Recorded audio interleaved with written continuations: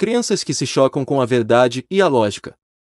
Segundo a crença de alguns religiosos, Jesus como humano tinha limitações em seu conhecimento, mas como Deus era onisciente.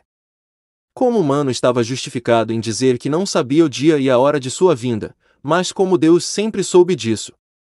Este é um argumento que toma como base a ideia equivocada de que em Jesus passou a haver duas naturezas coexistindo ao mesmo tempo após ter vindo à Terra. Qual é a fonte deste ensino? Não existe nenhum texto que forneça suporte a esta ideia. Filipenses capítulo 2, que descreve o esvaziamento de Jesus, fala de abrir mão da natureza divina para assumir a humana, e não agregando ou anexando a divina à humana numa espécie de fusão. O termo grego apenas expressa a forma em que Jesus existe, forma divina, e que enquanto nesta natureza e forma de existência, não se apegou de forma egoísta a esta natureza, antes, se esvaziou. Ou abriu mão desta natureza para assumir a humana, visando os interesses dos seres humanos. De modo algum a passagem dá a entender que Jesus permanece na natureza anterior e agrega a ela outra natureza. Isso é justamente contrário à ideia expressa nas palavras e argumentos de Paulo. O termo se refere a um esvaziamento, como algo que está oco, vazio. Assim, a crença na ideia de dupla natureza de Jesus coexistindo ao mesmo tempo é fruto de uma interpretação incorreta dos textos bíblicos, e não é um ensino claro das Escrituras.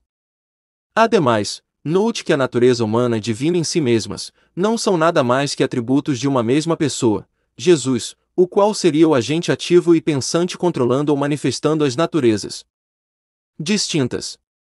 Ora, neste aspecto, não teria como a mesma pessoa saber algo ou todas as coisas e não saber ao mesmo tempo. Ser onipotente e não ser onipotente ao mesmo tempo. Isso é assim, porque as naturezas não são os detentores do saber e do poder, e sim a pessoa que as manifesta, de modo que sempre seria a mesmíssima pessoa agindo em naturezas diferentes. Deste modo o argumento não passa de uma falácia, que fere inclusive os princípios da lógica como da identidade, da não contradição e do terceiro excluído.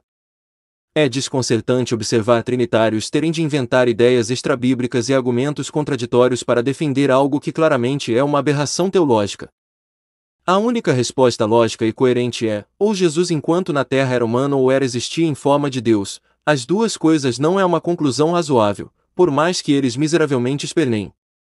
Na defesa desta interpretação, Jesus ou era 100% humano ou 100% de natureza divina, mas jamais as duas coisas ao mesmo tempo, pois o que torna algo 100% de uma natureza e não possuir nenhum percentual de outra natureza. Portanto, o trinitário não faz mais que ofender a lógica e a razão ao dizer que Deus não se pode compreender pela lógica humana, pois é justamente esta lógica que ele supostamente afirma se sustentar. Para interpretar de modo tão monstruoso estas passagens,